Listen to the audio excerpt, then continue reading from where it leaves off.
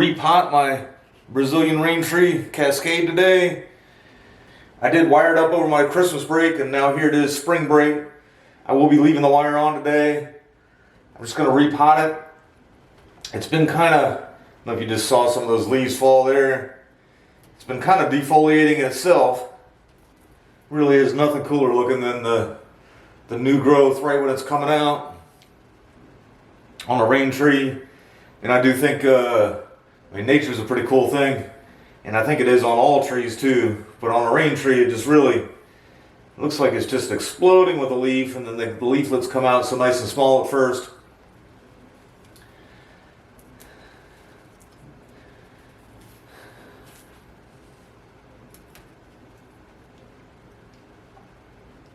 Alright, so since it's pushing new growth and started kind of defoliating itself, I want to go ahead and just help it kind of finish defoliating itself, and then I'm going to take off all the old growth here.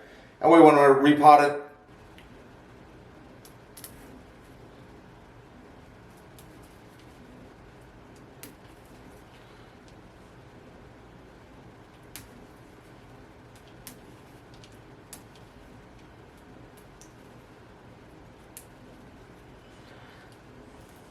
alright, and moving on down the tree here.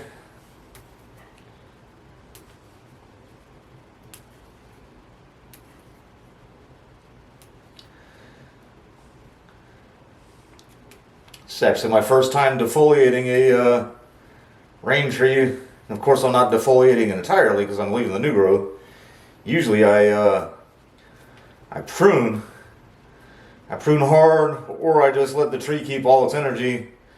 A lot of people constantly defoliate, and I just choose not to. But in order to get the right angle on this shot, had to change some camera settings.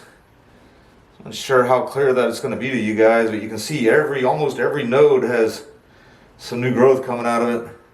And so that's why, it actually started defoliating itself out there. And I'm just helping it out here, kind of along the lines of you repot a deciduous right when it's pushing the growth. And right now it's just pushing all that growth.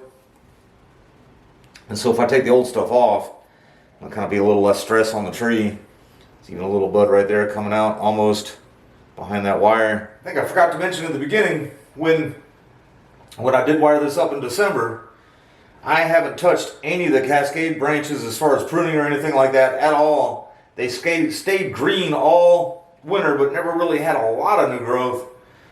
Up here and in here, I probably pruned back 7 or 8 times all winter, just constantly cutting it down, trying to keep the apex tame, but also trying to keep all the wounds somewhat healable. But now it's even starting to pop some stuff lower. This wound is almost healed over because of the growth that keeps constantly going up this way. Just trying to talk about how I was trying to keep the wounds in check here. I'm gonna go ahead and chop it here, just for taking the stress off for the repot, and also just kind of moving the chop scar up, keep on moving it up, and allow this to have more of a shaped apex, because I'm not going to develop the Cascade any further down. I'm just going to try to maintain that like it is. So now I can start thinking about, how I'm going to keep this up here one day. But I'm going to leave this little bit of new growth just because it's new. Keeping the tree healthy. And this is just a newly sprung branch, but I'll leave that there. Plenty of room for dieback there and everything. And that'll become the new leader. There's a piece on the other side. I moved my setup, but I'll go ahead and take that off. Can't really spin this tree around the way I have it sitting now. It's just the new growth left there now. Alright, before I get going here, would like to just kind of point out that this is the first time I repotted this tree. I bought it a little over 2 years ago. And since then, I've got 3 decent cuttings off of it. All my rain trees actually come from this one. It's the only one I've ever really purchased. And all 3 of the cuttings I've repotted, and I think one of those cuttings I've actually repotted twice. But this one, I just never, this is still in the same nursery soil that they sell their pre-bonsai with. You know, every now and again I pull it up out of there and it really hasn't been all that root bound. So since it is just now pushing the growth, the spring growth and everything, I'm just thinking that now is the time. And since it's been over 2 years, the other ones just, you know, I've had them in mainly a good substrate. So they kind of push those roots out in there, and maybe that doesn't do that in the topsoil as much. But I am interested to see what the Nebari looks like. I don't think it's going to be very good yet, you know, so I'm going to try to work it for that some. And if it's not, I'll probably just put it right back in this pot. If I get in there and I find something really spectacular, a nice root system that I can actually have some good tie downs on and everything, I got a couple pots in mind, but I think probably 80% is just going to wind up going right back in here. But let's get in here and take a look.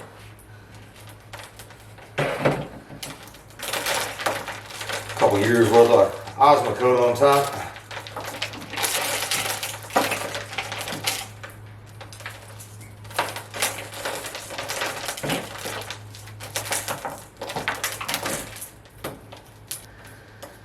I thought I saw in one of Miker's videos them saying that most of their pre-bonsai actually came from seed. That could be the difference too. Maybe the cuttings I'm taking push roots a lot quicker.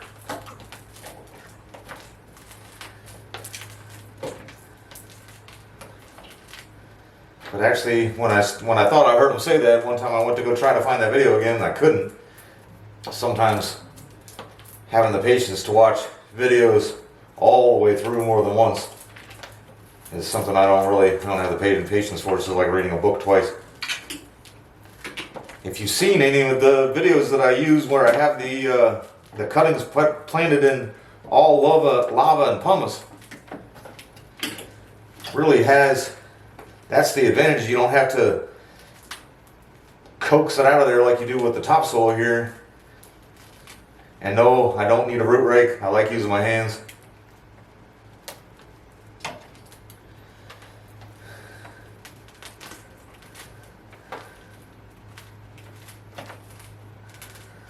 Nothing like what I have in my those other cuttings.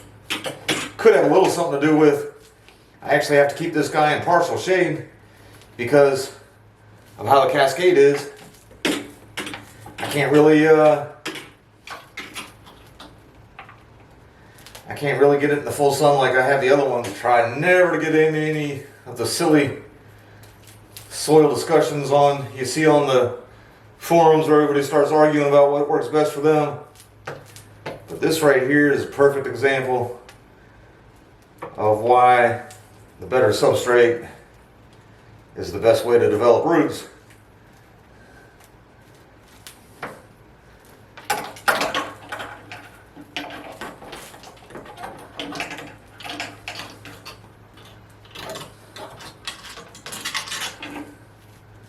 Like I said, if you look at the videos of me repotting some of those cuttings, they have more of a root flare and potential Nebari for this one, or than this one.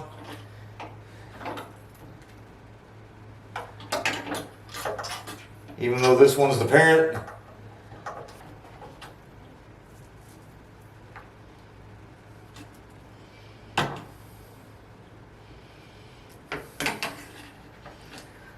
Alright, so I wound up taking it out, washing off most of that soil. And again, I thought that pot would have a lot more hidden roots in there, but I guess that's the difference between having it in the lava rock and having it in the topsoil like that. Keeps the tree healthy, but just doesn't allow it to push all those big healthy white roots like you can see in the videos of my other cuttings. So I decided I'd put it right back in the training pot here. Probably gonna have to do one of my little Florida man things where I use a rock to hold it up.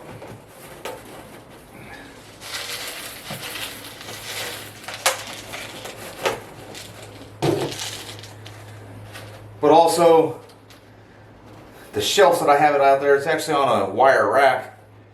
And I usually even tie this, keep the Cascade a little more bent. With some combination I'll be able to I'll be able to get this tree back to some health.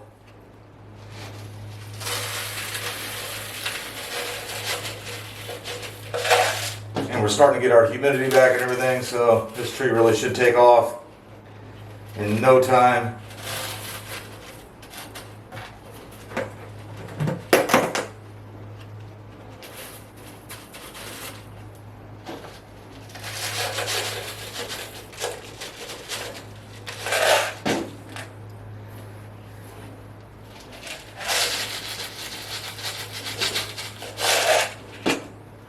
Alright, and that's about it for the day.